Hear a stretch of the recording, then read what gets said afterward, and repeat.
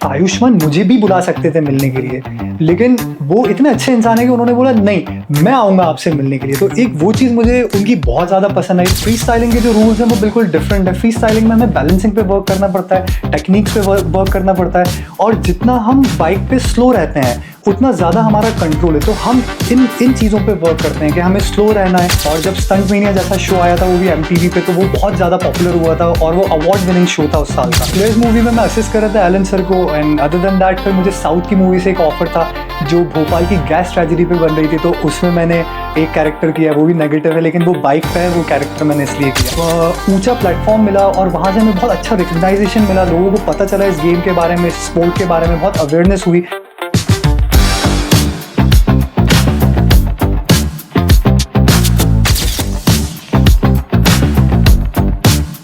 तो आदिल भाई, थोड़ा सा आप अपने बारे में बताइए कि आपकी जर्नी कैसी रही, आप क्या कर रहे हैं आजकल।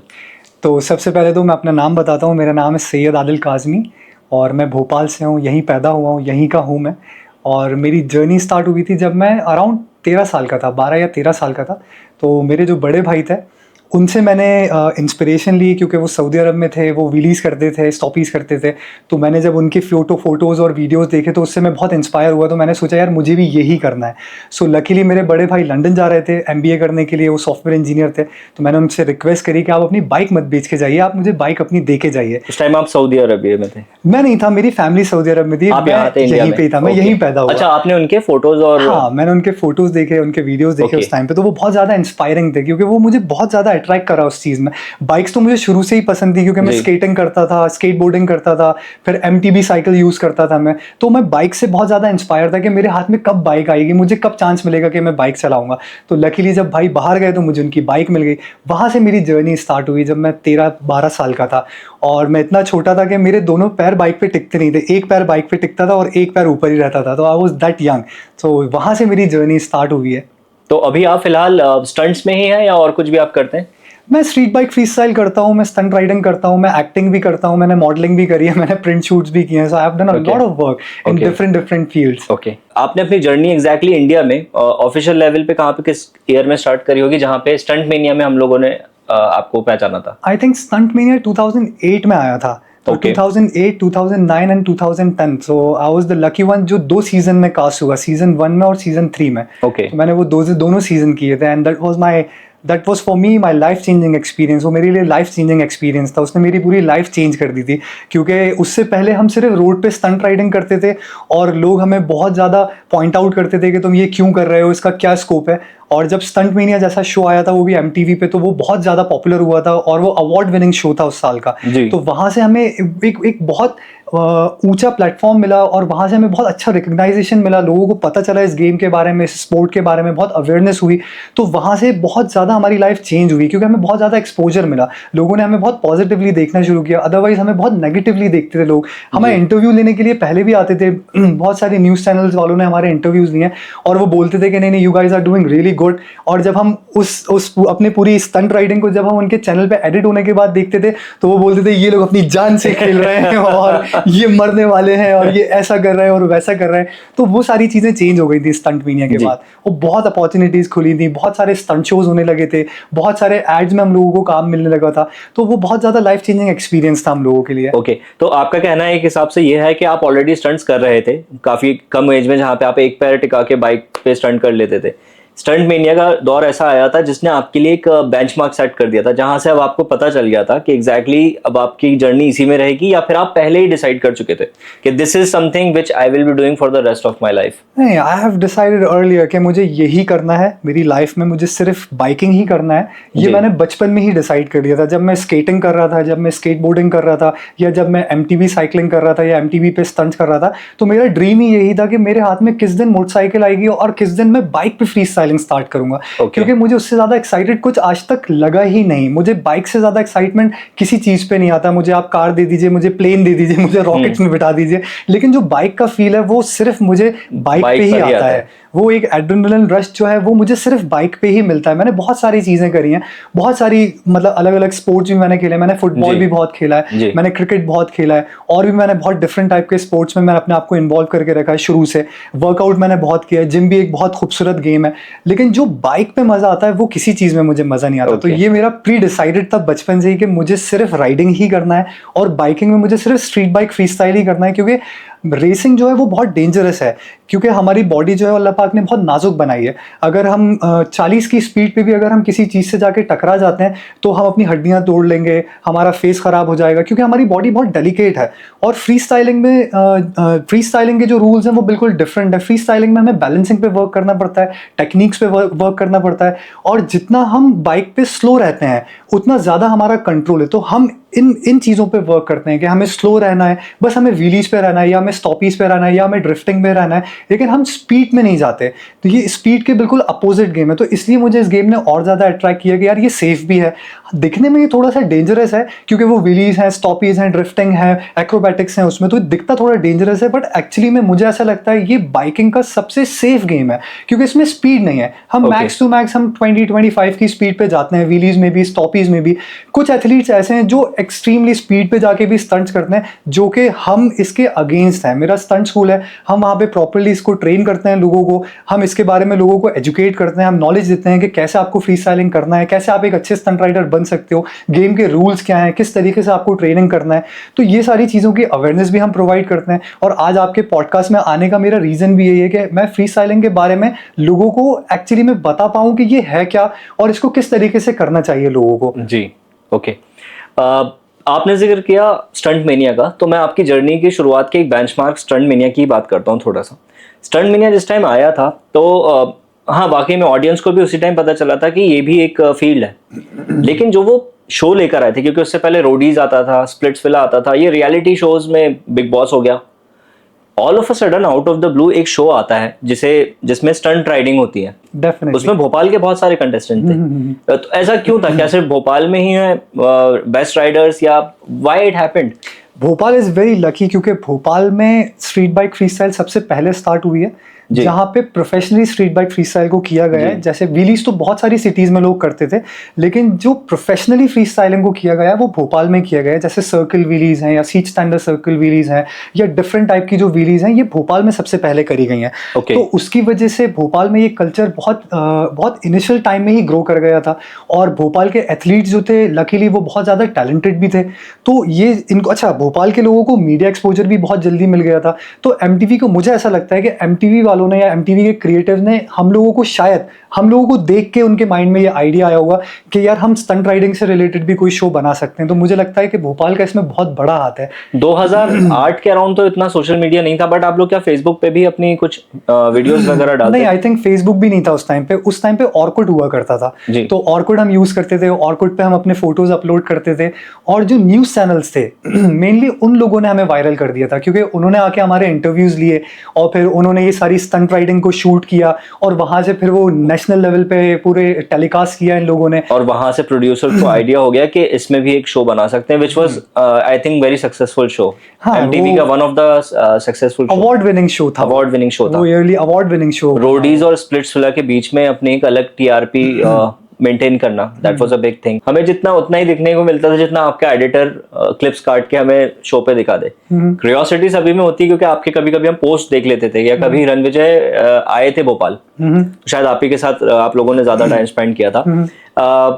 कैसा मतलब लगता है आपके लिए भी, क्योंकि फर्स्ट इंट्रोडक्शन था एकदम कैमरा पे आना, वहां पे बात करना, फिर आप लोग अपने शायद शाम में एक्सपीरियंसेस बताते थे कि दिन में ऐसा हमें टास्क मिला था और मुझसे ये गलती हो गई थी, या मेरे टीम में बंदे ने एक ब्लंडर कर दिया था, व्हाट्सएवर। आपका वो एक्सपीरियंस कैसा रहा था कि इतने बड़े शो में, इतने बड़े प्लेटफॉर्म में ऑल ऑफ अ सडन एकदम, देखिए टीवी में इंटरव्यू देना और एकदम से एक शो का पार्टिसिपेंट बनना, वो कैसा था आपके लिए experience? It was very very surprising for me कि मुझे इतने बड़े शो में इतना बड़ा चांस मिला, और लकी लोगों ने बहुत ज़्यादा पसंद किया। तो मेरे लिए वो लाइफ चेंजिंग एक्सपीरियंस था। और जो टास्क हम लोग परफॉर्म करते थे उसके बाद फिर वीडियो डायरीज होती थी, आई थिंक आप उसके बारे में बात कर रहे हैं, जहां हम बताते थे कि आज दिन भर में टास्क में किसने कैसा परफॉर्म किया, क्या ब्लंडर्स हुए और क्या क्या चीजें हुई। तो वो एक पार्ट था शो का और वो बहुत ही अमेजिंग पार्ट था। उस जैसा शो मुझे नहीं लगता कि अब वो वापस से रिक्रिएट हो पाएगा।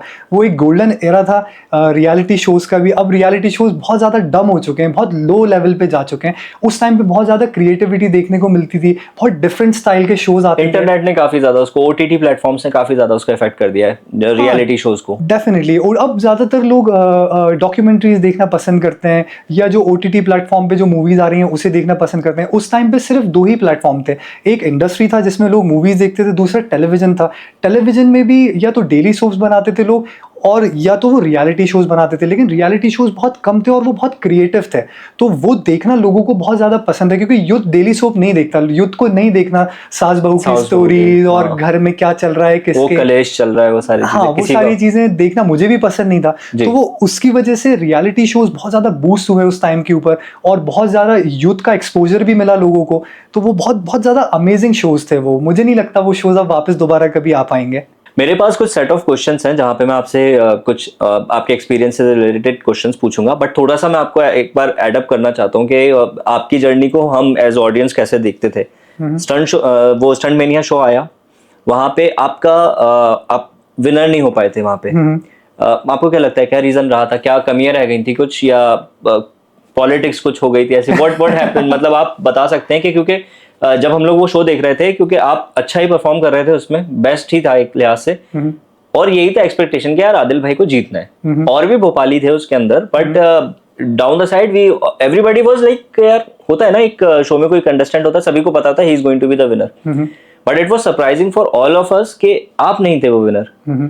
तो वो ऐसा क्यों हुआ? Why you were not the winner of that show? देखिए, मुझे ऐसा लगता है शाहबाज के लोगों का दिल जीत लेना ये सबसे बड़ी जीत है, ठीक है। और उस गेम को कंटिन्यू रखना, जिस गेम की वजह से मैं उस शो में था, वो सबसे बड़ी जीत है किसी इंसान के लिए। इट डजंट मैटर आप शो जीतो नहीं जीतो, व्हाट मैटर मोस्ट इज कि आप उस गेम को कंटिन्यू रखो।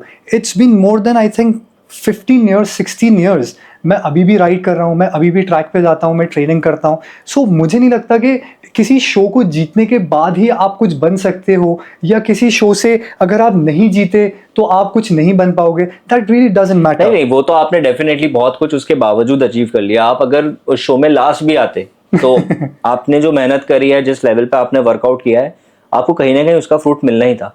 माई क्वेश्चन इज के व्हाई इज द रीजन आप क्यों नहीं जीते थे? बड़ा बुरा लगा था देखकर, एज अ फैन दूर से देख रहे थे, यार आदिल भाई नहीं जीते, मजा नहीं आया, मुझे भी बकवास गेम है। सीजन 2 उसके बेसिस पे मैंने देखा ही नहीं था, मैंने कहा हटाओ।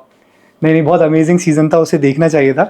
ये थोड़ा सा कंट्रोवर्शियल हो जाएगा, लेकिन अब आपने मुझसे पूछा है और ये हम पॉडकास्ट भोपाल में कर रहे हैं, तो लोगों के सामने सच आना चाहिए। तो मैं बताता हूँ क्या होता है एक्चुअली में। जब भी कोई रियलिटी शोज़ होते हैं या कुछ मैचेस होते हैं, जैसे क्रिकेट के मैचेस देखते हैं या हम फुटबॉल के मैचेस देखते हैं, इसमें एक चीज़ बहुत कॉमन है, वो बैटिंग होती है। लोग बैटिंग करते हैं, लोग आप पे पैसे लगाते हैं, ठीक है, कि यार ये जीतेगा, ये जीतेगा, ये जीतेगा। सो व्हाट हैपेंड इज कि जो फेवरेट होता है, लोग मोस्टली उसके ऊपर पैसे लगाते हैं। तो इन लोगों को क्या करना पड़ता है कि जो फेवरेट है उसको हराना पड़ता है, ताकि वो जो बैटिंग के पैसे हैं वो भी इन लोगों को मिलें और उससे कंट्रोवर्सी भी क्रिएट हो। तो ये एक बहुत बड़ा रीज़न था उस शो का, जिसकी वजह से मैं वो शो नहीं जीता, क्योंकि मैं फेवरेट था उस शो में सबका, और सब चाहते भी थे मैं जीतूं, और मैंने कोशिश भी पूरी करी थी। जिस टास्क में मैं बाहर हुआ था, सेमीफिनाले के टास्क में, जो हेलीकॉप्टर से हमें ड्रॉप किया गया था एक सैंड ड्यून पे और हमें बाइक लेके नीचे आना थी, तो उसका जो हमें ब्रीफ दिया गया था वो ये ब्रीफ था कि आपको बाइक के पे बैठ के और आपको सबसे तेज़ नीचे आना है। तो I was the second fastest, ठीक है। जो मैं नीचे आया था तो मैं उसमें सेकंड फास्टेस्ट था। जो थर्ड पे जो बंदा गया था वो बाइक से उठा ही नहीं था। फिर वो बाइक पे बैठा है, आप एपिसोड देख सकते हो जाके। फिर वो बाइक पे बैठा है, वो फिर गिर गया, वो फिर बाइक पे बैठा है, वो फिर गिर गया। By the end of the time वो बाइक के साइड में बैठ के बाइक को नीचे लेके गया। तो उस बेसिस के बाद भी, उस इंसिडेंट के बाद भी मुझे एलिमिनेट कर दिया। That guy was the winner ना? हाँ, नहीं, हाँ, no, that guy was not the winner. जो मेरे स्क्वाड जो फर्स्ट मेंबर था, अच्छा, जिस स्क्वाड का मैं लीडर था, जो उसका मेंबर था हांडा, वो जीता था show. So this is what happened actually, मुझे ऐसा लगता है कि ऐसा हुआ था। हांडा अच्छा स्टंट राइडर है आपके अकॉर्डिंगली। जितने भी एथलीट्स थे, जितने भी पार्टिसिपेंट्स थे, वो सब बहुत अमेजिंग थे, वो टॉप ऑफ द क्लास थे, उस टाइम के सब टॉप एथलीट्स थे, तभी वो पूरे इंडिया में से उनको सेलेक्ट किया गया था। तो वो सबके जी सबके वो सब टॉप एथलीट्स थे वो जी। आपके उसी वाले एपिसोड के अंदर कुछ ऐसे स्टंट राइडर्स हैं जिनके आपको नाम याद है, या आप जिनका कह सकते हैं कि हाँ आज भी ये लोग एक्टिवली स्टंट्स में आगे हैं और वाकई में अच्छा करते थे, जहां पे आपको भी लगता है कि हाँ ये लोग, these people really deserve that kind of platform, इतना बड़ा platform? There are couple of guys who are still active और अभी भी प्रमोट कर रहे हैं गेम को, और उनमें से आपके एपिसोड वाले, मेरे एपिसोड वाले मेरे एपिसोड में से, मेरे सीजन में से मुझे थोड़ा सा सोचना पड़ेगा क्योंकि मैं तीनों सीजन में तो बता आप हांडा से टच में नहीं है? मैं हूँ उससे टच में, वो लुधियाना में है और वो अभी उनकी कपड़ों की कुछ शॉप है, तो वो अपने कपड़ों के गारमेंट के बिजनेस में वो बिजी है। वो एक्टिव नहीं है स्टंट्स, वो स्टंट राइडिंग में एक्टिव नहीं है, हॉबी कर लेते हो कभी कभी। आई थिंक वो रेसिंग में ज्यादा एक्टिव है, क्योंकि मैं उनके पोस्ट देखता हूँ तो वो ऑफ रोड रेसिंग में ज्यादा एक्टिव है। अब स्टंट राइडिंग में इतना एक्टिव नहीं दिखते वो मुझे। अदर देन दैट, अगर तीनों सीजन का हम देखेंगे कि तीनों सीजन के कंटेस्टेंट्स में कौन बहुत ज्यादा एक्टिव है, तो उसमें टोनी बहुत ज्यादा एक्टिव है, जो स्टंट मेनिया सीजन 2 के फाइनलिस्ट थे, वो बहुत ज्यादा एक्टिव है। वो 2 नहीं देखा मैंने, तो वो बहुत अमेजिंग एथलीट है वो, और बहुत सीनियर एथलीट है, और बहुत ज्यादा नॉलेज है उस इंसान को स्ट्रीट बाइक फ्री स्टाइल के बारे में। उसने मुझे भी बहुत गाइड किया, हालांकि मुझसे यंग एथलीट है वो, लेकिन उसने टेक्निकली इस गेम को इतना ज्यादा रीड किया हुआ है, मुझसे ज्यादा रीड किया हुआ है उसने टेक्निकली इस गेम को, तो बहुत सारी टिप्स मुझे उससे भी मिलती रहती हैं, तो मुझे वो बहुत ज्यादा पसंद है। हम लोगों को ये चीजें पसंद आती हैं देखने में, मुझे भी बहुत पसंद आती हैं। मूवीज में एक आर्टिफिशियल होता है, उसके अंदर सब चीजें स्क्रिप्टेड होती हैं, समझ में आता है, लेकिन वहां पे जो आप लोगों के स्ट्रगल्स हैं, गिर भी रहे हैं, वो बाइक को पैरों से मतलब पैर चला के लेकर आ रहा है, बहुत हल्का हल्का सा याद है, शायद हंसे भी हम लोग, क्योंकि मैंने तो एक भी मिस आउट नहीं किया था। बात यहाँ पे ये हुई थी स्टंट मेनिया के सक्सेस का, मुझे जहाँ पे आपको बेंचमार्क लगा था कि एक्चुअली मेरे कुछ रिलेटिव्स आए थे दिल्ली से, भोपाल। तो भोपाल एक टाइम पे मशहूर था स्टंट राइडर्स के लिए, तो दे कम अप विद लाइक के उन्होंने कहा कि यार अरे यार आप लोग क्या, वो यार आदिल काजमी वो करके स्टंट करता है भोपाल। मैंने कहा हाँ हमारे यहाँ ये प्रैक्टिस करते हैं आदिल भाई। तो मेरे कजिन ने मुझसे बोला भाई प्लीज एक बार मिलवा दे, और मेरी दोनों भाई बहन थे वो मेरी कजिन तो बहुत ज्यादा फैन थी, कर ले भाई एक सेल्फी चाहिए, फोटो चाहिए, ऐसा वैसा करके। तो मैंने फिर अक्षय को, मेरा फ्रेंड है वो बाबर का फ्रेंड है, मैंने उससे बोला, मैंने कहा भाई ये मेरे कजिन्स आए हुए हैं and they are desperate to meet Adil Kazmi, कैसे भी मिलवा दो यार, हमारे तो कांटेक्ट में है नहीं। तो उसने कहा यार ये लोग सुबह अर्ली मॉर्निंग 5-6 बजे के अराउंड इकबाल मैदान पर ट्रेनिंग करते हैं। वो इकबाल मैदान का जो पार्किंग लॉट है हमीद मंजिल के सामने वाला, हम लोगों ने फजर की नमाज पढ़ी, मैंने उनको उठाया, मैंने कहा अगर आदिल काजमी से मिलना है तो उठना पड़ेगा फजर में, और उठे हम लोग, फजर हम लोगों ने पढ़ी, जल्दी जल्दी निकले एंड वहां पे हम लोग खड़े रहे, बहुत देर रहे, और वहां पे स्टंट राइडर्स आए भी, आप नहीं आए इत्तेफाक से। और अब उसमें क्या हो गया मेरे जहन में कि यार भाई देखो यार किस लेवल की फैन फॉलोइंग है यहाँ पे, तो मतलब बाहर बाहर से लोग आके भी, फिर जब मैं बाहर भी रह रहा था, मैं दिल्ली शिफ्ट हुआ, नोएडा में मेरे जो कॉलीग्स वगैरह थे, अच्छा आप भोपाल से हैं, अच्छा भोपाल में तो आदिल काजमी भी हैं, अच्छा वो स्टंट मेनिया वाले, तो एक भोपाल के लिए एक पहचान बन गई थी आपका नाम। जब हम लोग वापस भोपाल आए तो मैंने फिर आपको ढूंढा, मैंने कहा यार ये आदिल काजमी तो बड़ा नाम है, मैं तो एक बार मिलूंगा इसे, मैं फोटो सेल्फी लेके ना मैं अपने कॉलीग्स को दिखाऊंगा, थोड़ा सा स्वैग बनेगा, लेकिन वो ऐसा हुआ इत्तेफाक कि कभी नहीं मिले। आपकी जो मुझे अच्छी बात लगी आदिल भाई वो ये थी कि आप शायद अपने वालिद साहब के साथ बाइक पे जा रहे थे, KTM बाइक थी आपकी, और अच्छे से याद है मुझे, मैं अपनी बाइक से कहीं जा रहा था पीर गेट एरिया पे, मैंने जस्ट आपको सलाम करा था, आदिल भाई अस्सलाम वालेकुम, आपने वालेकुम अस्सलाम, मैंने कहा आदिल भाई खैरियत, तो आपने कहा जी अल्हम्दुलिल्लाह, कैसे हैं भाई आप? जब आपने बोला कैसे हैं भाई आप, मैंने कहा अरे, मैंने कहा ये सेलिब्रिटी है यार, और ये मुझसे पूछ रहा है कैसे हैं, जैसे मुझे जानता हूँ, तो मुझे लगा यार, मैंने कहा बहुत बढ़िया बंदा है ये, इससे तो मिलना है। वो हमारी पहली मुलाकात रही थी। उसके बाद बहुत सारे मेरे और भी फ्रेंड्स थे जिन्होंने आपका तारुफ लिया, लेकिन हम लोग सेल्फी नहीं ले पाए थे। फिर वो जॉब भी खत्म हो गई थी, फ्रेंड्स भी कहीं कनेक्ट में नहीं रहे थे, और आज हम लोग इतने साल बाद यहाँ पॉडकास्ट पे बैठे हुए हैं। It's amazing. हाँ, दूसरा इंसिडेंट मेरा आपके साथ जो हुआ था, मैं आपको थोड़ा सा इसमें हो सकता है कि इतना रिलेटेबल नहीं रहा, आपको स्टंट करते हुए एक बार मैंने देखा था, मैं IIT का एग्जाम था 2011 में, सेकंड हाफ बड़ा खराब हुआ था, उसमें आर्किटेक्चर का मेरा बिगड़ गया था। तो IIT का एग्जाम देके मैं और मेरा फ्रेंड घर की तरफ निकल रहे थे, उसने कहा यार स्टंट्स कर रहे हैं ये लोग MP नगर में, चलो देखते हैं चल के। मैंने कहा ठीक है चल देते हैं, और मैं अपना जब पेपर गो थ्रू कर रहा था, स्टंट्स वगैरह ऑलमोस्ट खत्म हो गए थे, लेकिन आप लोग सब लोग वहां थे। ऑल ऑफ अ सडन वहां पे आ जाती है police. As always I am not sure about कि वो हर बार ही होता है, मुझे लगा आप लोग तो यार स्टंट मेनिया वाले हो और आप लोगों को कौन ही रोकेगा, no one has the right ना, और कुछ ना कुछ आप लोगों के पास लाइसेंस होगा, कुछ होगा, अब उस एज में ऐसे ही लगता है। I was sitting on his bike, main stand पे वो बाइक लगी हुई थी and I was going through the question paper और रो रहा था। मैंने कहा मैं तो पास नहीं हो पाऊंगा आईआईटी में, मोस्ट फेज में चल रहा। वहां से पुलिस आई, मुझे तब भी नहीं दिखी वो, आप लोग तो क्योंकि बाइकर्स को कोई ऐसे गट मार के पुलिस के साइड में से निकल गया और मैं बैठा रह गया। हाँ. जस्ट पुलिस आ ही रही थी तो अक्षय भागता हुआ आया कि बाबा बाइक उठाओ भाग यहाँ से। मैं इतना सुन हो चुका था एग्जाम पेपर में, मैं स्टार्ट भी नहीं कर पाया। मैंने कहा है और इतनी देर में वो पुलिस वाले जस्ट आ ही गए। खैर उन्होंने हमें पकड़ लिया और छोड़ दिया ये कह के कि चलो ठीक है स्टंट राइडर्स नहीं। हमने कहा हम तो स्टूडेंट्स हैं। मैंने कहा यार ये लोग इतने बड़े बड़े लोग हो गए और इतने शोज में आ गए, लेकिन यार इन लोगों को खेलने क्यों नहीं दे रहा है कोई। फिर उसके बाद बड़ी खुशी के ये सुनने को आया कि आपने अपनी एकेडमी ओपन कर ली। तो थोड़ा सा आप हमारी ऑडियंस को अपनी एकेडमी के बारे में अगर बताना चाहें तो। डेफिनेटली। तो मेरे स्टंट स्कूल का नाम है भोपाल स्टंट स्कूल और ये इंडिया का सबसे पुराना स्टंट स्कूल है। और ये स्टार्ट हुआ था जब मेरे फैमिली ने मेरी बाइक बेच दी थी, क्योंकि स्टार्टिंग में मेरे क्रैशेस हो जाते थे, मैं कुछ भी ट्रिक सीखता था, इतनी नॉलेज नहीं थी तो क्रैश हो जाते थे। तो जब मैं घर पे आता था मेरे बैंडेजेस होते थे, तो मेरे घर वालों ने मेरी बाइक ही बेच दी थी कि यार ये इसकी बाइक बेच दो तो अब ये ट्रेनिंग ही नहीं कर पाएगा। तो that's how stunt school idea has developed. और वहाँ से स्टार्ट हुआ। कैसे स्टार्ट हुआ कि जो मेरे फ्रेंड्स थे जिनको ये सब पसंद था वो मेरे पास आते थे और वो भी चाहते थे कि ये चीज़ें हमें भी आ जाएं। तो मैंने उन लोगों को सिखाना शुरू किया। क्यों सिखाना शुरू किया? ताकि मुझे भी ट्रेनिंग करने का मौका मिले, मैं उनकी बाइक पे ट्रेनिंग कर पाऊँ, मैं उनको ट्रेनिंग करवाऊँ और वो मुझे अपनी बाइक दें ताकि मैं भी ट्रेनिंग कर पाऊँ। So this is how it started. But इसने ये नेक्स्ट लेवल पे तब आया जब ये पूरा गेम फॉर्म हो गया और जब मुझे सारी इसकी नॉलेज हो गई और इंडिया में एक्सीडेंट्स बहुत ज़्यादा बढ़ने लगे और लोगों को ये लगता था कि स्पीड में व्हीलीज करना बहुत कूल है या स्पीड में स्टॉपीज करना बहुत कूल है या रेसिंग करना बहुत कूल है।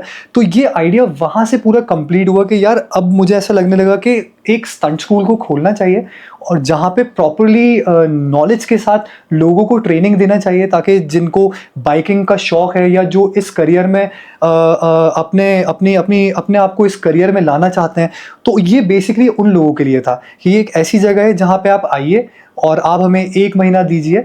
1 महीने में हम आपको basic wheelies, basic स्टॉपीज, basic burnouts, सारे बेसिक जो टेक्निक्स हैं वो सिखा देंगे जो आप कर पाओगे।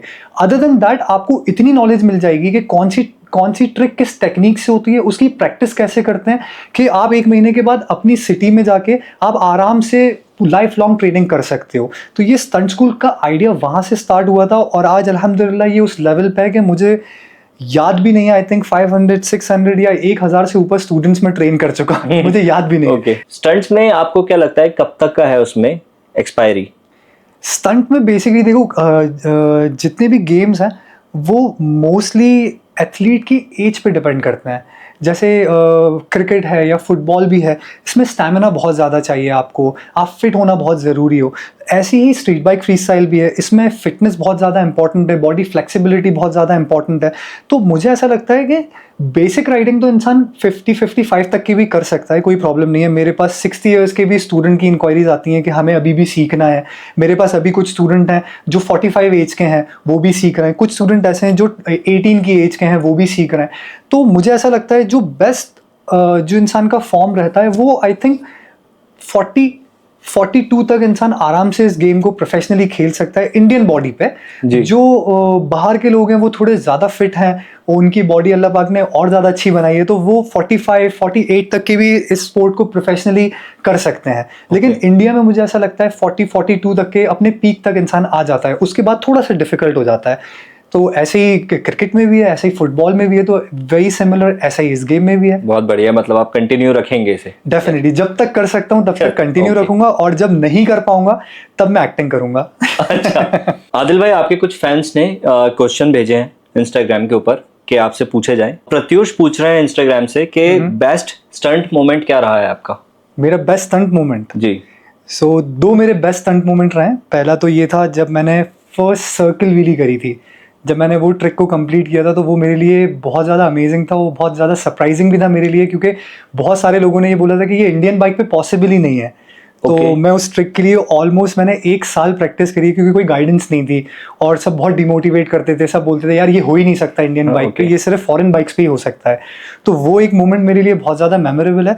सेकेंड मोमेंट जो है वो स्टंट मेनिया में था, जिसमें हमें बाइक को रैम्प से जंप करा के ट्रक के बीच में से निकाल के उसे हमें समंदर में डाइव कराना था। तो वो मेरे लिए जो मोमेंट था वो अनफॉरगेटेबल है, क्योंकि जब मैंने वो जंप ली और मेरी बाइक जब समंदर में गई और मैं उसके साथ साथ गया, तो क्या होता है एक्चुअली में कि बाइक जो होती है वो बहुत हैवी होती है, तो जब वो पानी में जाती है तो वो पानी को काटती है और आप उसके साथ साथ बहुत नीचे तक चले जाते हो, खींचती है। हाँ वो खींचती है, वो नीचे तक चले जाते हो। तो मैं बहुत डेप्थ में चला गया था और जब मैं सोच रहा था यार मैं अब ऊपर आ जाऊंगा, अब ऊपर आ जाऊंगा, अब ऊपर आ जाऊंगा, मैं ऊपर ही नहीं आ रहा था पानी के। तो लाइफ जैकेट पहने हुए? हाँ डेफिनेटली लाइफ जैकेट थी और वहाँ पे बोर्ड भी थी हमें। प्रेशर इतना बन गया था कि आपको ऊपर आने में बहुत टाइम लग गया। हालांकि मैंने स्विमिंग बहुत करी है बचपन से, तो मैं पानी से बहुत ज्यादा फैमिलियर हूँ, लेकिन वो मोमेंट मेरे लिए बहुत बहुत ज्यादा अनफॉरगेटेबल भी था और थोड़ा डेंजरस भी था वो मेरे लिए। बहुत बढ़िया। देखिए एक और आपसे इंस्टाग्राम पे एक आपका फैन पूछ रहे हैं कि दोबारा आप कब स्क्रीन पर दिखेंगे और या फिर यूट्यूब पर?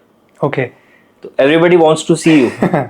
Thank you. तो बहुत जल्दी ये तो हम कर रहे हैं यूट्यूब के लिए, तो आपकी एक विश तो पूरी हो गई, क्योंकि ये यूट्यूब पे आने वाला है और ये डीजी फ्लिक्स पे आने वाला है, तो डोंट मिस दिस। ये बहुत इंटरेस्टिंग कॉन्वर्सेशन है हम दोनों के बीच में, शाहबाज के और हमारे, तो इसको तो बिल्कुल आप लोग एंजॉय करिए यूट्यूब पे।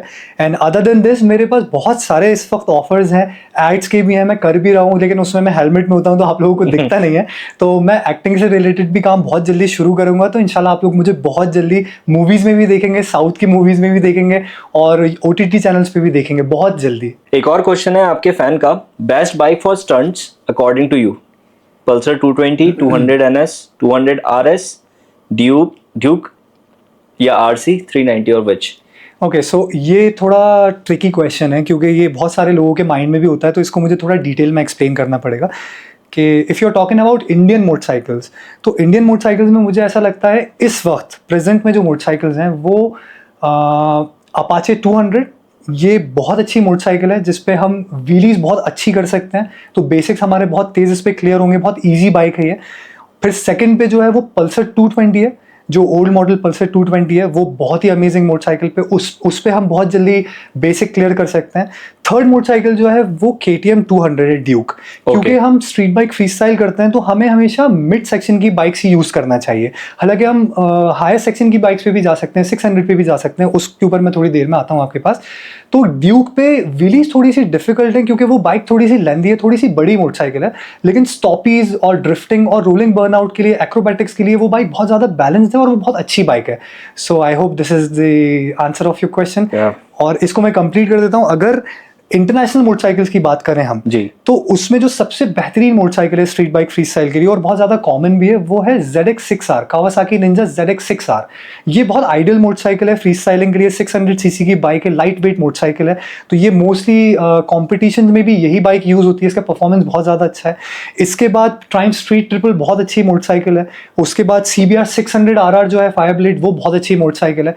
तो ये मुझे लगता है ये टॉप 3 इंडियन मोटरसाइकिल हैं और ये टॉप 3 इंपोर्टेड मोटरसाइकिल हैं। एक जमाने में Pulsar was associated with chain snatchers, जो चेन स्नेचर्स होते हैं उनके साथ एसोसिएटेड थी। आज की डेट में KTM इज एसोसिएटेड विद छपरीज। तो हम तो दुविधा में पड़ गए।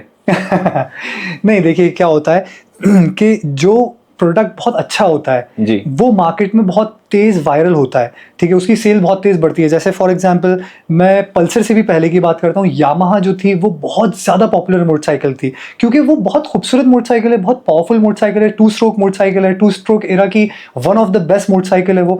तो लोगों ने उसको भी बहुत ज़्यादा बदनाम किया है कि चोर इस मोटरसाइकिल को चलाते हैं और चेन स्नैचिंग भी इस बाइक पे होती हैं। सो ऐसे ही सिमिलरली जब बजाज ने पल्सर लॉन्च करी तो वो बहुत खूबसूरत मोटरसाइकिल लॉन्च करी उन्होंने, उस टाइम की वो बेस्ट मोटरसाइकिल थी और बहुत फास्ट मोटरसाइकिल थी वो, मतलब स्ट्रीट बाइक में वो मोटरसाइकिल ने एक अलग ही बेंचमार्क क्रिएट किया था।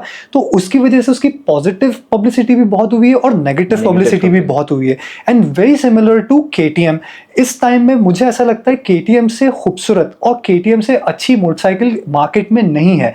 KTM एक ऐसी मोटरसाइकिल है जो हम मिनी जो टॉयज में देखते थे ना, मोटरसाइकिल जो छोटे टॉयज में हम देखते थे, स्पोर्ट्स बाइक्स और जो बाइक्स हम देखते थे, ये एक्चुअली में उसका बिगर साइज है। तो KTM से परफेक्ट कोई बाइक है ही नहीं इस मार्केट में। वो इंटरनेशनल मोटरसाइकिल है, ऑस्ट्रिया का ब्रांड है और वो बहुत ज़्यादा इंजीनियर्ड करी हुई मोटरसाइकिल है, बहुत ज़्यादा कैलकुलेटेड मोटरसाइकिल है, उसके इंजन बहुत ज़्यादा अच्छे हैं। हाँ, एक प्रॉब्लम उस मोटरसाइकिल के साथ ये है क्योंकि इंडियन रोड थोड़े से डिफरेंट हैं, बाहर के रोड थोड़े से डिफरेंट हैं, तो वो इंडियन टेरेन के हिसाब से थोड़ी सी वीक है, थोड़ी सी लाइट है। क्योंकि देखो क्या होता है, जब कोई भी मोटरसाइकिल कंपनी जब बाइक बनाती है तो उसका एक मोटिव ये ज़रूर होता है कि बाइक को हम लाइट वेट बनाएं। तो लाइट वेट बनाने की वजह से उन्हें क्या करना पड़ता है कि उसमें जो भी वो पार्ट्स यूज़ कर रहे हैं, जैसे हैवी पार्ट्स में इंजन हो गया, उसको उन्हें लाइट वेट करना पड़ता है। फिर सेकेंड पार्ट जो है बाइक का, जो one of the heaviest part होता है वो बाइक का शैसी होता है, तो उसे उन्हें लाइट करना पड़ता है। तो बस यहाँ पे थोड़ी सी मिस्टेक केटीएम से ये हुई थी कि इंडियन टेरेन के हिसाब से उन्होंने बाइक को तो लाइट वेट कर दिया था, लेकिन उन्होंने चैसी को थोड़ा सा वीक कर दिया था, तो उसके साथ ये प्रॉब्लम आती है कि उसका चैसी टूट जाता है। ओके हाँ, 390 में डिफरेंट प्रॉब्लम आती है, उसके इंजन में थोड़ी सी प्रॉब्लम आती है, क्योंकि इंडियन हम लोग इतने यूज टू नहीं है उन मोटरसाइकिल्स के, हमें पता नहीं है उन मोटरसाइकिल्स को कैसे यूज करना है, कैसे वो बाइक कितनी डेलिकेट है। ये बाइक थोड़ी सी डेलिकेट होती है, सिर्फ ये नहीं, 600 सीसी में भी अगर हम जाएंगे तो वो भी बहुत डेलिकेट होती हैं, उनके चैसी भी बहुत नाजुक होते हैं। तो बस खाली ये थोड़े से माइनस पॉइंट है। अदर देन दिस ये मोटरसाइकिल्स बहुत बेहतरीन है, मतलब it's like a dream motorcycle for everybody. हमारे पॉडकास्ट का एक सेक्शन होता है जहाँ पे हम आपको रैपिड फायर के कुछ क्वेश्चंस देते हैं, जहाँ पे आपको एकदम से क्वेश्चन आएंगे, बिना बाइस्ड हुए या जो भी आपके जहन में सबसे पहले ख्याल आए उसके बारे में आपको वो बताना रहेगा। Sure. तो मैं वो कुछ क्वेश्चंस अपने साथ प्रिपेयर करके आया हूँ यहाँ पे। ठीक है। पहला क्वेश्चन तो मेरा ये है, अगर एक बाइक आपकी लाइफ टाइम के लिए आप स्टंट्स करने के लिए यूज करते, which would it be? Kawasaki ninja ZX-6R। India का सबसे बेस्ट स्टंट राइडर कौन है बिसाइड्स यू? टोनी। टोनी ही is a perfect stunt rider. अगर आपको लाइफ में एक चीज चूज करने को मिले, स्टंट राइडिंग या एक्टिंग, तो व्हाट वुड इट बी? आपको जो लाइफ टाइम करते रहनी है। Street bike freestyle forever. But आपने इसमें एक रिटायरमेंट का क्लॉज जरूर ऐड किया था कि रिटायरमेंट होता है इसमें। प्रोफेशनली रिटायरमेंट होगा उसमें, जहां मैं कंपटीशन शायद नहीं खेल पाऊं, बट मैं व्हीली स्टॉकीज तो हमेशा एंजॉय कर सकता हूं। Definitely, very well said.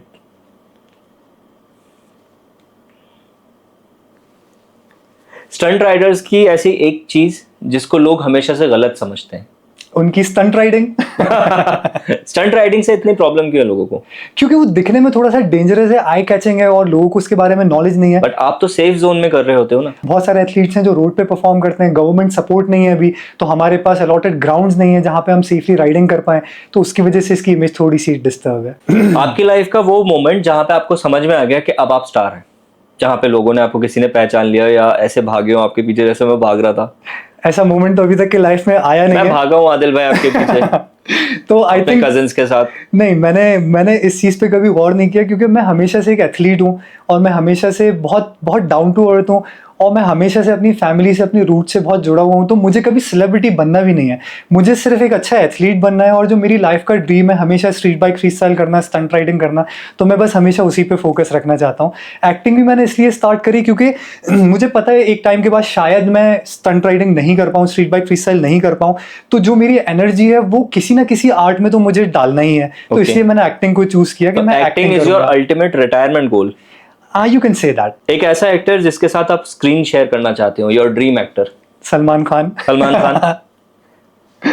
फिर लीड रोल अगर आपको वहां पे नहीं मिलेगा तो? Doesn't matter. Doesn't matter. You okay with that? देखिए, एक्टिंग जो एक मूवी बन रही है और उसमें जितने कैरेक्टर्स हैं, हर कैरेक्टर को एक्टर होना बहुत जरूरी है, और एक एक्टर के लिए एक कैरेक्टर मिलना बहुत बड़ी बात है। जैसे नवाजुद्दीन सिद्दीकी थे, उन्होंने कितने छोटे छोटे कैरेक्टर्स किए हैं, लेकिन वो छोटे छोटे कैरेक्टर्स करते करते आज वो एक लेजेंड के मुकाम पे पहुंच चुके हैं। तो ऐसे ही स्टंट राइडिंग भी है, ऐसे ही एक्टिंग भी है। डजंट मैटर मुझे बड़े शोज मिले या टेलीविजन पे मिले या मूवीज मिले या रियलिटी शोज मिले तभी मैं स्टंट राइडिंग करूंगा, नहीं। अगर मुझे कोई नहीं भी देख रहा, मैं सिर्फ अपने ट्रैक पे पीसफुली हूँ और मैं अपनी बाइक के साथ हूँ, तो भी मैं उस स्पोर्ट को कर सकता हूँ। ऐसे ही वेरी सिमिलर विद एक्टिंग, अगर मुझे छोटा रोल भी मिल रहा है तो भी मैं उस छोटे रोल को बहुत खूबसूरती के साथ निभा सकता हूँ। मूवी में आपको कभी अपॉर्चुनिटी मिली? हाँ, प्लेयर्स मूवी में मैं असिस्ट कर रहा था एलन सर को, एंड अदर देन दैट फिर मुझे साउथ की मूवी से एक ऑफर था जो भोपाल की गैस ट्रेजेडी पे बन रही थी, तो उसमें मैंने एक कैरेक्टर किया, वो भी नेगेटिव है लेकिन वो बाइक पे है, वो कैरेक्टर मैंने इसलिए किया। आदिल भाई, एक चीज है,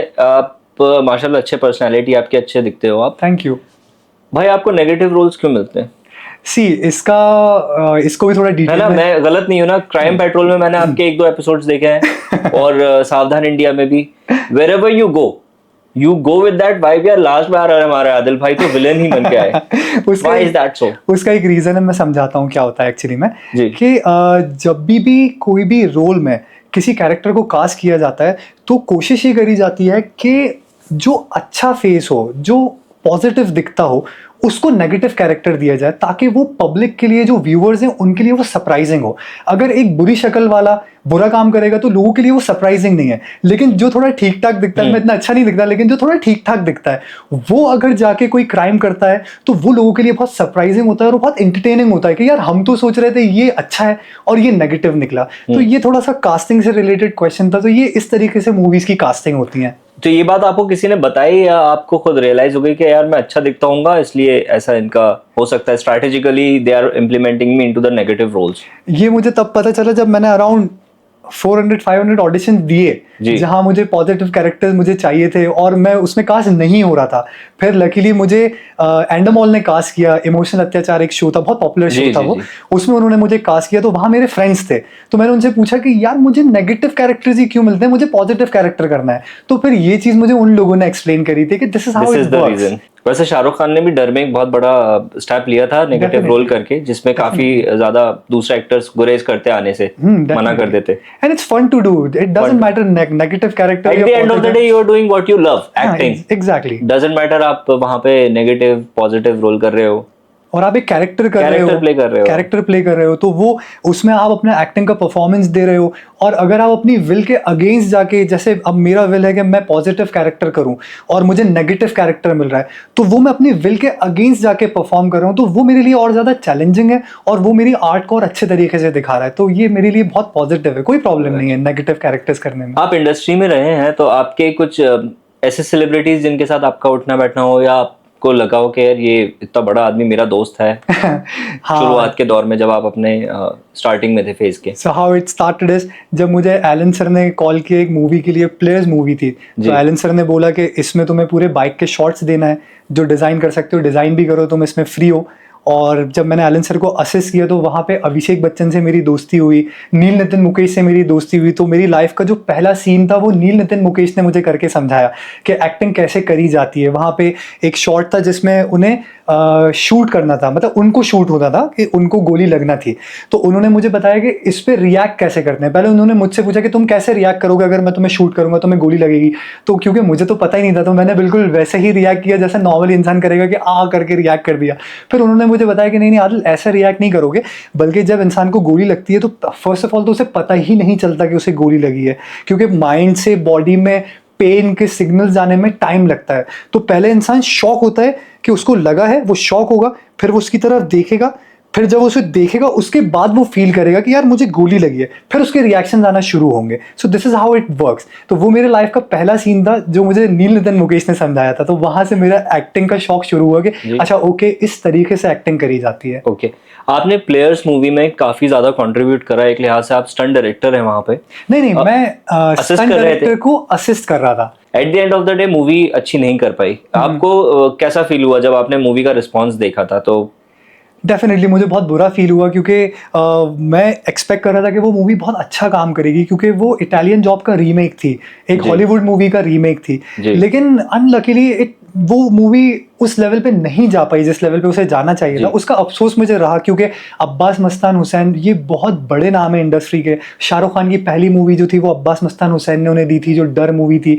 ऐसे बहुत सारे एक्टर्स हैं जिनको उन्होंने फर्स्ट चांस दिया है.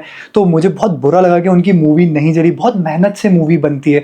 न्यूजीलैंड में हमारा स्केड्यूल ऑलमोस्ट 2 महीने का था. 2 महीने तक वो सेट पे रहते थे और वहाँ का जो वेदर है वो बहुत ज़्यादा अनप्रिडिक्टेबल है. विंडेस्ट कंट्री ऑफ दिस वर्ल्ड, सबसे ज़्यादा हवा चलती है और बहुत अनप्रिडिक्टेबल है. कभी बहुत ज़्यादा सर्दी हो जाती है, कभी हवा रुकती है तो बहुत ज़्यादा गर्मी हो जाती है, स्किन पूरी पील करने लगती है आपकी. तो बहुत ज़्यादा हार्डवर्क होता है किसी भी मूवी को बनाने के लिए. और जब वो वर्क नहीं करती तो सिर्फ प्रोड्यूसर या डायरेक्टर्स को ही अफसोस नहीं होता, बल्कि उससे रिलेटेड जितने लोगों ने उसमें काम किया होता है उन सबको अफसोस होता है. तो मुझे भी बहुत अफसोस था कि वो मूवी नहीं चली. तो आपको क्या लगता है क्या रीज़न रहा होगा? वहाँ पे स्टोरी लाइन खराब थी. स्टोरी लाइन तो देखिए ऑलरेडी इटालियन जॉब की थी, which is a successful movie. Direction खराब था, एक्टिंग खराब थी, या स्टंट्स खराब थे? उसमें स्टंट्स तो बहुत अच्छे थे, एक्टिंग भी बहुत अच्छी थी, डायरेक्टर प्रोड्यूसर्स भी बहुत अच्छे थे, स्टोरी लाइन भी बहुत अच्छी थी। उस मूवी की किस्मत खराब थी। किस्मत खराब थी। ऐसा कोई सा ड्रीम रोल जो मूवी बन चुकी है आप विश करते हैं कि काश वो मैं उसमें एक्ट करता? ये तो बहुत ही बड़ी बात है क्योंकि ये मेरी रीच के ही बाहर है ये चीज़। It's like a dream for me. लेकिन अगर मुझे किसी मूवी के लीड एक्टर को रिप्लेस करके वो कैरेक्टर मुझे प्ले करने को मिलता तो आई थिंक मिशन इम्पॉसिबल 3 जो थी, वो जो टॉम क्रूज का कैरेक्टर था, वो मुझे बहुत इंस्पायर करता है। Mission impossible 3, yes yes definitely, वो बहुत ही इंस्पायरिंग कैरेक्टर है, मुझे वो बहुत पसंद है। जो लोग स्टंट्स करना चाह रहे हैं, अभी जो ऑडियंस हमारी स्टंट राइडिंग में अपना करियर बनाना चाहती है, आपको क्या लगता है कुछ इसमें आपका कभी बेनिफिट भी हुआ है besides money? Obviously fame, money, अब वो तो आपको मिला ही, उसके अलावा भी एज अ पर्सन जहाँ पे आपने सोसाइटी में कुछ कंट्रीब्यूट किया हो, ऐसा कुछ आपका एक्सपीरियंस आया? हाँ डेफिनेटली, ये ऐसा बहुत बार हुआ है। और इसका एक इंसिडेंट ऐसा था जहाँ पे हमें पुलिस को ट्रेन करने का चांस मिला। ओके। जो हमारे भोपाल की बटालियन है, उसमें 23rd बटालियन है, उसे हमें ट्रेन करने के लिए अप्रोच किया गया। तो वो एक बहुत बड़ा अचीवमेंट था क्योंकि एक टाइम ऐसा था जब पुलिस हमारे पीछे पीछे थी, फिर एक टाइम ऐसा आया जब पुलिस को सामने खड़ा करके हमने उन्हें ट्रेन किया।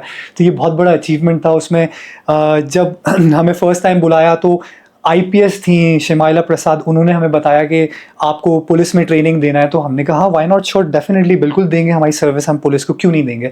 तो फिर उन्होंने बोला कि यार इसमें एक कैच है। मैं कहा क्या कैच है? तो उन्होंने बोला आपको लड़कों को ट्रेन नहीं करना, आपको लड़कियों को ट्रेन करना है। तो वो बहुत सरप्राइजिंग भी था हमारे लिए और वो डिफिकल्ट भी था क्योंकि लड़कियां थोड़ी सी डेलिकेट होती हैं और वो ज़्यादा फ्लेक्सिबल भी नहीं होती हैं, लेकिन मोस्टली जो लड़कियां होती हैं वो ज़्यादा फ्लेक्सिबल नहीं होती। और इस गेम के लिए बॉडी फ्लेक्सिबिलिटी, बॉडी फिटनेस और बॉडी में पावर होना बहुत ज़्यादा ज़रूरी है कि आप बहुत स्ट्रांग हो। तो हमने कहा ठीक है, कोई प्रॉब्लम नहीं है, लेकिन हमें सिर्फ सेलेक्ट करने का चांस आप दीजिए। तो फिर उन्होंने हमें 23rd बटालियन दी। उसमें बहुत ज़्यादा लोग थे, अराउंड 300-400 लोग होंगे, आई थिंक उससे भी ज़्यादा थे। तो फिर हमने उन लोगों में से अराउंड 18-19 लड़कियों को हमने सेलेक्ट किया, जिसमें से 15 लड़कियां जो थी वो फिजिकली बहुत फिट थी और 3-4 ऐसी लड़कियां थी जो फिजिकली इतनी फिट नहीं थी, लेकिन हमने उनको भी लिया ताकि वो डिमोटिवेट नहीं हो, उनको ऐसा नहीं लगे कि यार हम फिजिकली फिट नहीं है या हम इस गेम के लिए फिट नहीं है तो हम ये कर नहीं सकते। कर सकते हैं, बेसिक जो राइडिंग है वो सब कर सकते हैं। जो प्रोफेशनल है हमें वो भी देखना पड़ेगा कि यार हम ऐसे लोगों को सेलेक्ट करें उसमें से जो आगे भी इस चीज़ को परस्यू कर पाएं, आगे भी इस चीज़ को कंटिन्यू कर पाएं। तो 15 हमने एथलीट ऐसे लिए जो उस राइडिंग के लिए, उस प्रोफेशन के लिए बिल्कुल फिट थे, और 3-4 हमने ऐसे भी लिए जो बेसिक राइडिंग कर सकते हैं। फिर हमने उन्हें ट्रेन किया समवेयर अराउंड 2 to 3 मंथ्स, और उसके बाद लाल परेड में उसका शो हुआ जो कि बहुत ही सक्सेसफुल शो था। फिर स्मृति चिन्ह से उन्होंने मुझे, उस अवार्ड से उन्होंने मुझे सम्मानित किया, तो वो मेरे लिए बहुत ही प्राउड मोमेंट था कि यार एक टाइम पे मैं हर थाने में बैठा हूँ। भोपाल का ऐसा कोई थाने नहीं होगा या इंडिया में I think almost her city के पुलिस स्टेशन में जाके मैं बैठा हूँ। क्योंकि एक बार का किस्सा बताता हूँ, एक बार हम चंडीगढ़ में शो करने के लिए गए, सेक्टर 17 में हमारा शो था। तो हम पहुंचे वहां पे और बाइक में पेट्रोल डलवाना था हमें, तो हमारी बाइक्स खुली हुई थी, हमें पता नहीं था वहाँ कितना स्ट्रिक्ट कानून है, वहाँ पे कितने स्ट्रिक्ट रूल्स हैं। तो हम बस वो ग्राउंड के सामने ही पेट्रोल टैंक था, हम बाइक लेके सिर्फ पेट्रोल टैंक तक के गए हैं और हमें वहाँ पुलिस वालों ने अरेस्ट कर लिया। तो हमारे साथ ऐसे इंसिडेंट बहुत हुए हैं। तो वो मेरे लिए बहुत ज़्यादा सरप्राइजिंग भी था और बहुत प्राउड मोमेंट भी था मेरे लिए कि यार मैंने और मेरे कुछ फ्रेंड्स ने पुलिस वालों को ट्रेन किया और हमने स्टंट राइडिंग की इमेज भोपाल में चेंज कर दी। तो बहुत ज़बरदस्त एक्सपीरियंस था। बहुत बढ़िया। आदिल भाई, मेरा एक और क्वेश्चन है इस बीच में कि यहाँ पे आपने जैसे बताया, देखिए स्टंट राइडिंग के लिए बाइक तो फंडामेंटल, वो तो है ही जरूरी, मस्ट है। सेकंड थिंग आपने यहाँ पे एडअप कर दी कि फिटनेस भी जरूरी है, क्योंकि this is the first time I am getting to know कि फिटनेस कितनी इंपॉर्टेंट है इस पार्ट के अंदर। गियर्स, इक्विपमेंट्स जो ड्रेसअप करते हैं आप लोग, वो कितना इंपॉर्टेंस रखता है? तो राइडिंग गियर्स तो बहुत ज़्यादा इंपॉर्टेंट है क्योंकि वो आपकी बॉडी को सेफ रखते हैं, आपके बॉडी पार्ट्स को सेफ रखते हैं। And other than riding gears, आपकी ड्रेसिंग बहुत ज़्यादा इंपॉर्टेंट है कि आपको कूल दिखना बहुत ज़्यादा इंपॉर्टेंट है, क्योंकि आप पजामों में और कुर्तों में तो राइडिंग नहीं कर सकते जाके। आपको डेफिनेटली एक अच्छी राइडिंग पैंट होना बहुत ज़रूरी है, एक अच्छी राइडिंग टी शर्ट होना बहुत ज़रूरी है। और इसी के लिए मेरा एक फ्रेंड है धर्मिल, उन्होंने बहुत ही अमेजिंग अपना ब्रांड स्टार्ट किया है, Rollin Denims. Never still always Rollin. So ये स्पेसिफिकली राइडर्स के लिए ही ये प्रोडक्ट्स बना रहे हैं। इनकी बहुत अमेजिंग जीन्स आती है जिसमें पूरी पैडिंग आपको मिल जाएगी कि अगर आपके पास राइडिंग गियर नहीं है तो आप इनकी जीन्स को as a riding gear use कर सकते हैं। और ऐसे ही इन्होंने अभी रिसेंटली लॉन्च करी अपनी टी शर्ट, जो बहुत ही अमेजिंग टी शर्ट्स हैं, जो मैं उसमें से एक टी शर्ट मैं भी पहना हुआ भी हूँ, जो दिस इज लुकिंग अमेजिंग। तो इसमें very beautiful. It's looking beautiful. इसके अलावा भी इसका और कुछ सिग्निफिकेंस है जो ये आपके लिए इम्पोर्टेंट है आपकी स्टंट राइडिंग में? इसका मटेरियल बहुत अमेजिंग है और जो इसका कट है, जो टी शर्ट का जो कट है, जैसे नीचे से ये थोड़ी सी नैरो है और ऊपर जब जाएगी तो ये थोड़ी सी ब्रॉड हो जाती है, थोड़ी वाइड हो जाती है, क्योंकि जब हम राइडिंग करते हैं तो मोस्टली क्या होता है, नीचे से हम बहुत बैगी बैगी टी शर्ट दिखने लगती है तो वो बहुत अजीब सी दिखती है। उसमें वो विंड पड़ती है तो पीछे से एक ऐसा बलून जैसा लगता है कि balloon is going. I have seen that. Exactly. तो उसका सॉल्यूशन इन लोगों ने निकाला, क्योंकि ये लोग स्पेसिफिकली ये राइडिंग टी शर्ट्स पे और राइडिंग पैंट्स पे ही फोकस करते हैं। तो इसका कट बहुत अमेजिंग है, इसकी क्वालिटी बहुत ज़्यादा अमेजिंग है और ये इनका जो प्रिंट है वो बहुत ज़्यादा अमेजिंग है। तो I think you all should try this once. Definitely. Wow. What do you suggest about this? No paid promotion, nothing at all. Classic 650. It's an amazing motorcycle. और ये देखो, बाइक्स में अलग अलग कैटेगरीज हैं, टूरिंग मोटरसाइकिल्स अलग हैं।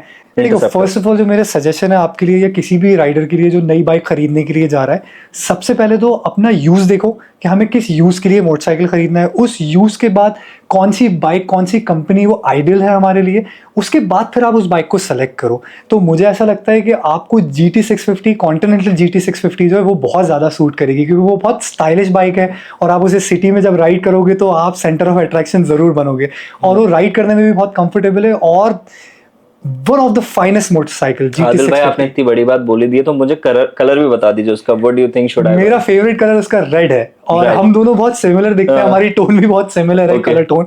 तो मुझे ऐसा लगता है रेड कलर आपको, you should go for the red one. I was considering mister clean जो क्रोम आती है।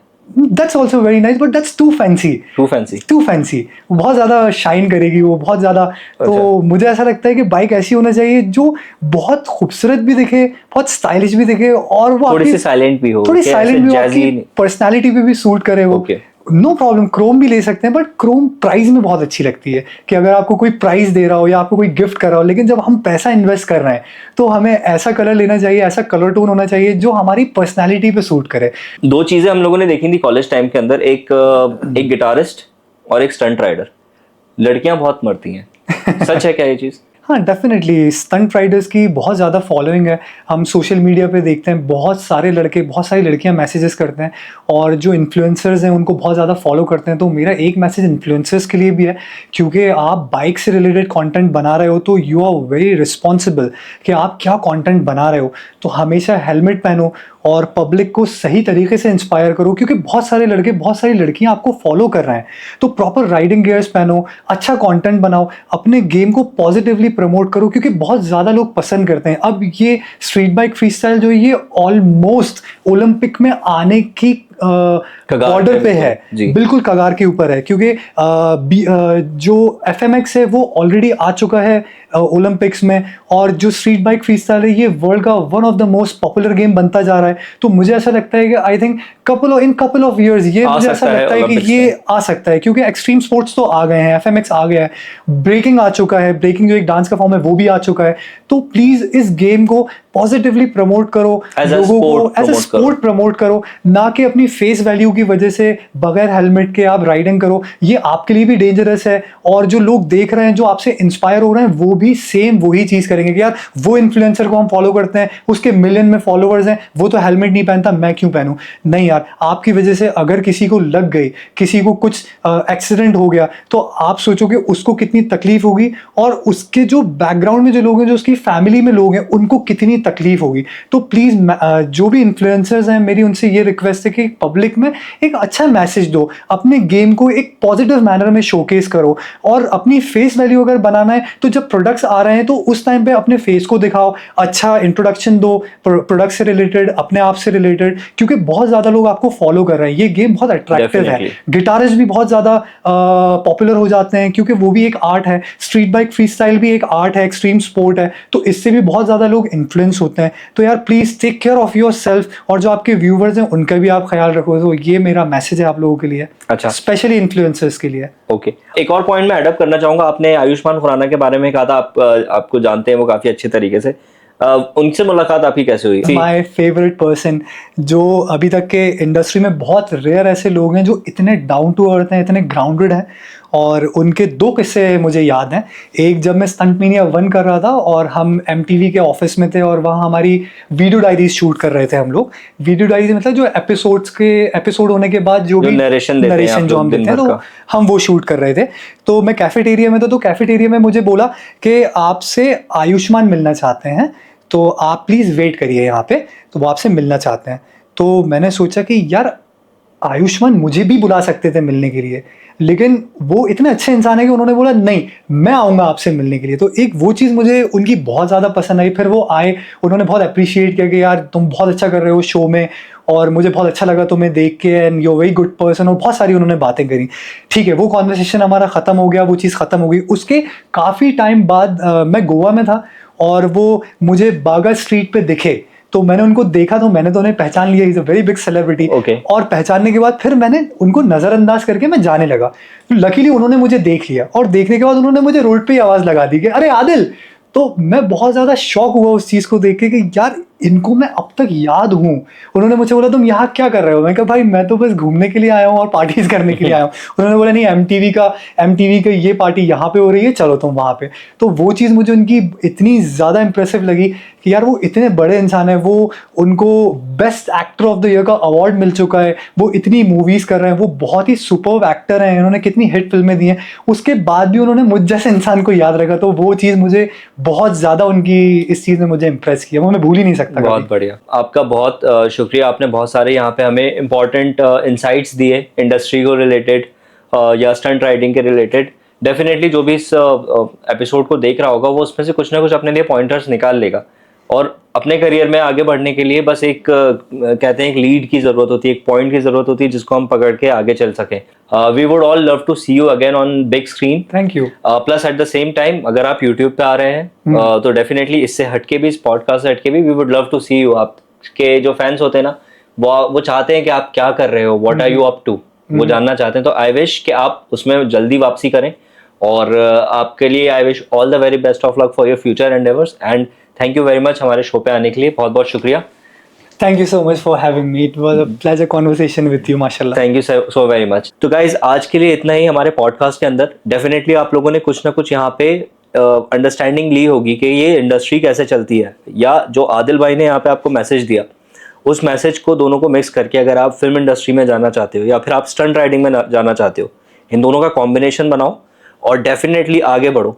और एक पॉइंट के बाद ऐसा आके बोलो कि इसी वीडियो के अंदर कमेंट करके कि 4 साल पुराना ये वीडियो है, 5 साल पुराना ये वीडियो है, right now I am doing this and that just because of one video. And life के अंदर सिर्फ एक स्टेटमेंट काफ़ी होता है जिंदगी, पूरी ज़िंदगी बदलने के लिए। मेक दिस पॉडकास्ट, इस पॉडकास्ट के अंदर से एक पॉइंटर ऐसा निकाल के अपनी लाइफ बदल डालो कि 5 साल बाद तुम्हें कोई देखे तो तुम्हें ही ना पहचान पाए कि यार दिस गाय और this girl has become like next level. तो मिलते हैं अगले एपिसोड में हमारे नए गेस्ट के साथ। चैनल पे अगर नए थे, यहाँ तक टिक गए तो सब्सक्राइब कर देना, बेल आइकन दबा देना ताकि नेक्स्ट वीडियो जब आए तो तुम्हें नोटिफिकेशन मिल जाए। Thank you very much for staying with us. Have a great time.